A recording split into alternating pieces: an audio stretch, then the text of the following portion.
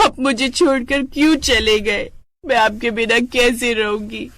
अरे हमारी शादी को अभी सिर्फ 2 महीने हुए थे और इन 2 महीनों में आप मुझसे दूर हो गए। आखिर मेरी क्या गलती थी? ये बोलकर सीमा अपने पति रमेश की डेड बॉडी को पकड़कर फूट फूट कर रोने लगती है। दरअसल सीमा और रमेश की शादी को सिर्फ 2 महीने हुए थे। उन दोनों ने लव मैरिज की थी। पिछले 4 साल के रिश्ते के बाद जब उन्होंने शादी की तो शादी के 2 महीने बाद एक कार एक्सीडेंट में रमेश की मौत हो गई। बस यही सदमा सीमा बर्दाश्त नहीं कर पा रही थी। वहीं दूर खड़ा अशोक, जो रमेश का दोस्त था, वो अपनी पत्नी के साथ रमेश की अंतिम क्रिया में आया हुआ था। तभी रमेश की पत्नी सुनीता सीमा को संभालती है और बहुत जल्द रमेश का अंतिम संस्कार कर दिया जाता है। देखो सीमा, मैं जानता हूँ ये टाइम तुम्हारे लिए बहुत मुश्किल भरा है, लेकिन फिर भी तुम्हें किसी भी चीज की जरूरत हो तो तुम सबसे पहले मुझे याद करना। मैं हमेशा तुम्हारे लिए अवेलेबल रहूंगा। इतना बोलकर अशोक और अशोक की पत्नी सुनीता वहाँ से चली जाती हैं। ऐसे एक दिन सीमा बाजार से घर की तरफ आ रही थी, जहाँ उसे 2 औरतें आपस में बात करते हुए मिलती हैं। देख रही हो बहन, इस औरत के कदम शुभ नहीं है। आती अपने पति को खा गई और अब इसकी नजर अपने पति के दोस्त पर है। बेचारे का अच्छा खासा घर खराब करने की सोच रही है। ये बताओ, उसकी एक पत्नी है फिर भी मुंह उठाकर चली जाती है अशोक के घर। अरे बहन, हमें क्या मतलब, कोई कुछ भी करे, वैसे भी जवान है। अरे जवान है तो क्या हुआ, दूसरे का घर तोड़ेगी क्या? अपना तो तोड़ दिया, अब सोच रही है उस बेचारी का भी तोड़ दे। ना जाने और कितने घर तोड़ेगी ये औरत। उन लोगों की बात सुनकर सीमा को बहुत बुरा लगता है, पर वो कुछ नहीं बोलती और अपने घर चली जाती है। उसके घर जाते ही अशोक वहाँ पहुँचता है, जहाँ वो अशोक को देख अशोक से सारी बातें कह देती है। जिस पर अशोक कहता है, जिस तरह रमेश मेरा दोस्त था उसी तरह तुम भी मेरी दोस्त हो सीमा, और अगर तुम्हें कोई इस तरह बोले तो मैं चुप नहीं रहूंगा। नहीं अशोक, ये जमाना है ही ऐसा। अरे इन लोगों को तो मौका चाहिए बोलने का। आखिर हम लोग कितने लोगों का मुंह बंद करवा पाएंगे। मैं तो कहती हूँ मुझे यहाँ से चले ही जाना चाहिए। न मैं रहूंगी और न ही यहाँ इस तरह की बातें होंगी। लेकिन तुम जाओगी कहाँ? दुनिया बहुत बड़ी है अशोक, कहीं न कहीं तो आश्रय मिल ही जाएगा। मैं और सुनीता दूसरे शहर में शिफ्ट होने जा रहे हैं। मैं तो कहता हूँ तुम भी हमारे साथ चलो। हम भले ही एक घर में नहीं रहेंगे लेकिन आसपास रहेंगे, और इस चीज से सुनीता को भी कोई प्रॉब्लम नहीं है। अशोक के काफी मनाने के बाद सीमा मान जाती है और वो अपना सामान बांधकर अगले ही दिन अशोक और सुनीता के साथ शहर में शिफ्ट हो जाती है। नया शहर, नई जगह, पर सीमा के दिल का घाव वही पुराना था। वे तीनों एक ही कॉलोनी में अलग अलग घरों में रहने लगे। अशोक और सुनीता ने सीमा को कभी अकेला महसूस नहीं होने दिया, पर सीमा हमेशा खुद को उन दोनों के बीच एक परछाई मानती थी। 10 साल बीत गए, समय बीतता गया, पर नियति ने अपना खेल जारी रखा। रमेश के जाने के ठीक 10 साल बाद सुनीता को एक गंभीर बीमारी ने जकड़ लिया। इलाज का कोई असर नहीं हो रहा था, पर इस दौरान सीमा ने अशोक और सुनीता के घर को पूरी तरह से संभाल लिया। वो रिया के लिए माँ बन गई थी और सुनीता के लिए एक उसकी परछाई। रिया जो अब 10 साल की हो चुकी थी, सीमा को सीमा आंटी नहीं बल्कि मम्मी 2 कहकर बुलाती थी। एक दोपहर अशोक ऑफिस गया हुआ था। सुनीता अपने कमरे में लेटी हुई थी और सीमा रिया को पढ़ा रही थी। ये देख सुनीता ने सीमा को अपने पास बुलाया और, सीमा सुनो, जब रमेश गया था तब उन औरतों ने जो कहा था, क्या वो सच था? सुनीता, कैसी बातें कर रही हो? वो सब बकवास था। नहीं, सच बताओ, क्या तुम्हें कभी लगा कि तुम हमारा घर तोड़ रही हो? सुनीता की बात सुनकर सीमा का गला भर गया और उसने अपनी रोती हुई आवाज में सुनीता से कहा, सुनीता, मैंने 10 साल इस डर में जिए हैं कि कहीं मैं सच में तुम्हारा घर न तोड़ दूं। इसलिए मैंने हमेशा खुद को दूर रखा, एक दीवार के पार। मैं सिर्फ रमेश की दोस्ती का कर्ज उतार रही थी। तुमने मेरा घर तोड़ा नहीं सीमा, तुमने उसे संभाला है। मैं रिया को अकेली नहीं छोड़ना चाहती। अशोक बहुत अच्छे इंसान है, पर वो रिया को अकेला नहीं संभाल पाएगा।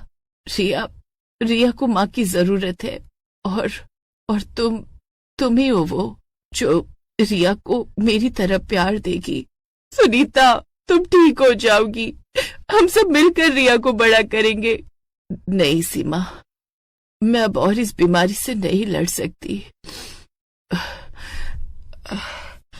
मेरी एक आखिरी इच्छा है, जब मैं चली जाऊं तो तुम अशोक और रिया को संभाल लेना। तुम इस घर में आ जाना, ये घर टूटना नहीं चाहिए। सुनीता की बात सुनकर सीमा फूट फूट कर रोने लगती है। समय गुजरता है और गुजरते समय के साथ सुनीता अब इस दुनिया को छोड़कर चली जाती है। पत्नी के जाने के बाद अशोक अब पूरी तरह से टूट चुका था। एक तरफ पत्नी के जाने का गम, दूसरी तरफ रिया को संभालने की जिम्मेदारी। उसे कुछ समझ नहीं आ रहा था कि आखिर वो ये सब कुछ कैसे संभाले। ऐसे ही एक रात अशोक सुनीता की तस्वीर के आगे रो रहा था और सुनीता, तुम मुझे छोड़कर क्यों चली गई? तुमने कहा था कि तुम रिया का ख्याल रखोगी, अब मैं क्या करूं? जहाँ एक तरफ अशोक अपनी पत्नी के गम से बाहर नहीं आ पा रहा था, तो वहीं दूर खड़ी सीमा ये सब देख रही थी। थोड़ी देर बाद सीमा अब अशोक के पास आकर उसे संभालती है, क्योंकि वो जानती थी कि उसे अब मजबूत बनना होगा, सिर्फ अशोक के लिए नहीं बल्कि रिया के लिए भी, क्योंकि सुनीता के कहे गए अंतिम शब्दों ने सीमा के मन पर से एक बड़ा बोझ उतार दिया था। अब वो सिर्फ एक सहारा नहीं थी बल्कि एक जिम्मेदारी थी। समय गुजरता है और गुजरते समय के साथ 6 महीने बीत जाते हैं। सीमा ने अपना घर बेच दिया और अशोक के घर में शिफ्ट हो गई। ये किसी रोमांटिक प्रेम कहानी का अंत नहीं था, बल्कि एक भावनात्मक समझौता था। ऐसे ही एक रात सीमा रिया को सुला रही थी, तभी रिया ने अचानक पूछा, मम्मी तू मेरी असली मम्मी कहाँ गई? तुम्हारी मम्मी वो ऊपर तारों के पास चली गई ताकि वो तुम्हें हमेशा देख सके। तो क्या आप भी चली जाएंगी? क्या मेरा घर फिर से टूट जाएगा? रिया का ये सवाल सीमा के दिल में तीर की तरह चुभता है। ये सवाल उन औरतों के तानों से ज्यादा दर्दनाक था।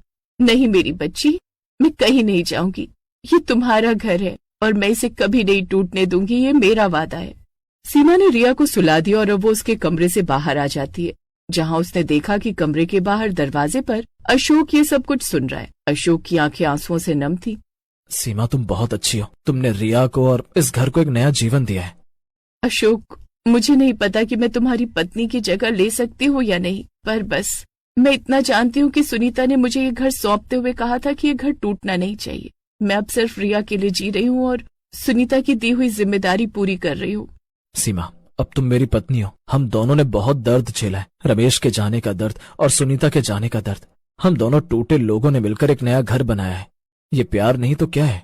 अशोक का ये सवाल सुनकर अब सीमा थोड़ी देर चुप हो जाती है और एक गहरी सांस भरती है और अशोक से कहती है, ये प्यार है पर ये डर भी है कि कहीं कल को रिया या समाज ने फिर से पूछ लिया कि कितने घर तोड़ेगी तू सीमा।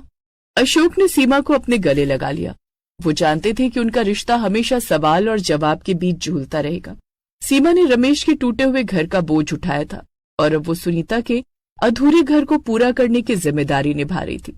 उनकी जिंदगी अब प्रेम से ज्यादा कर्तव्य और कुर्बानी की मिसाल थी। सीमा ने उन औरतों के तानों को गलत साबित कर दिखाया था। उसने किसी का घर तोड़ा नहीं बल्कि अपने आंसुओं से सींचा था ताकि रिया का बचपन सलामत रहे।